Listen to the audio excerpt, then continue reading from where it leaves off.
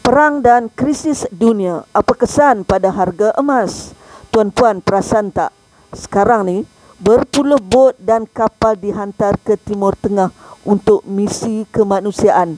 Nampak jauh, tapi sebenarnya bagi kesan besar pada ekonomi dunia. Pertama, bila berlaku perang dan krisis, bekalan makanan dan minyak terganggu, inflasi naik. Kedua, pasaran jadi tak menentu, mata wang jatuh dan orang mula cari aset selamat. Ketiga, emas jadi pilihan utama sebab kalis inflasi dan diterima di seluruh dunia.